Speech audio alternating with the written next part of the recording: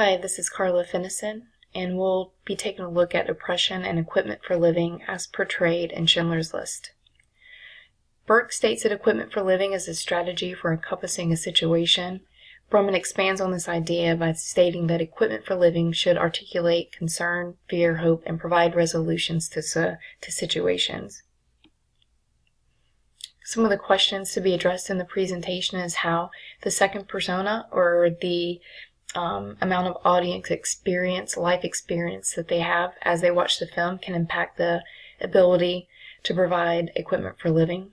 And how does climate and race relations during the time of the film's national release restrict the film's reception as equipment for living?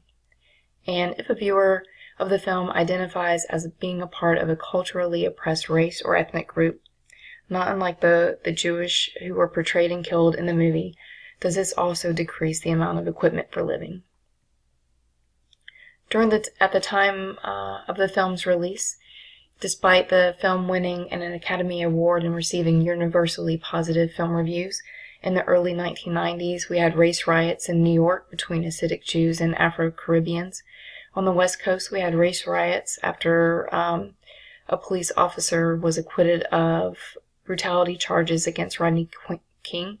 And an example of how this filtered into the regular community at large can be seen in a high school field trip where minority students were asked to see a movie where Jewish viewers were also in attendance. There's a particular part in the film where a lady was shot, the students laughed, and the Jewish moviegoers said that they were exhibiting anti-Semitic behavior and they were asked to leave the theater.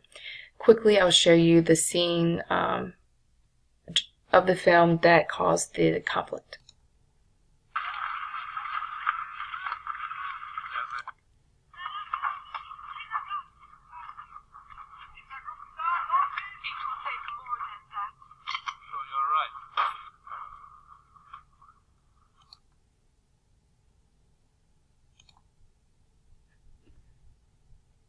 Following that powerful movie clip, going back to Lair's notion of second persona, he does highlight the importance that the auditor role the viewer has instead of the traditional Burkean idea, which places more emphasis on the role of the messenger.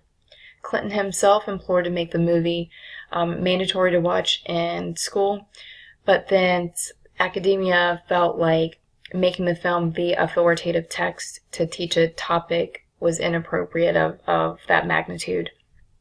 Hanlon suggests that a film containing this much historical trauma requires a deeper understanding of cultural challenges of the Holocaust, which is needed to fully appreciate the film's equipment for living. And then lastly, the portrayal of the film's hero, Oskar Schindler, who was a Nazi, and then the villain Amon Goeth, who was portrayed as a psychopath. Both of these characters were too extreme relative to the movie's topic, which, as Burke suggests, leaves the audience disengaged and not have the ability to completely relate with either of those characters.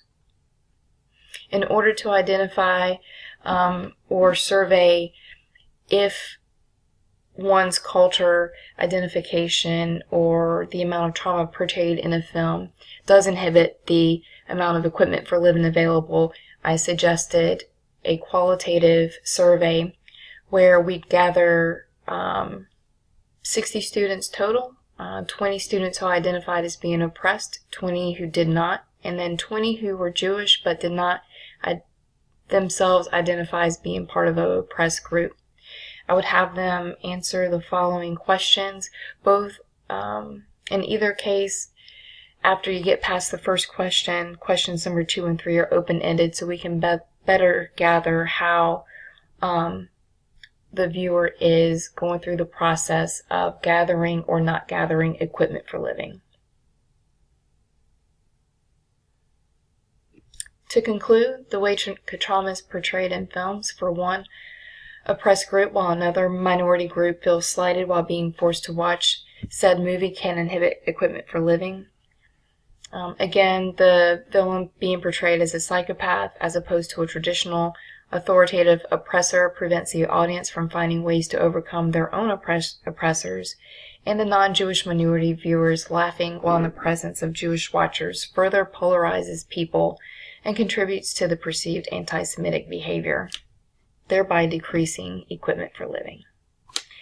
Thank you so much for watching.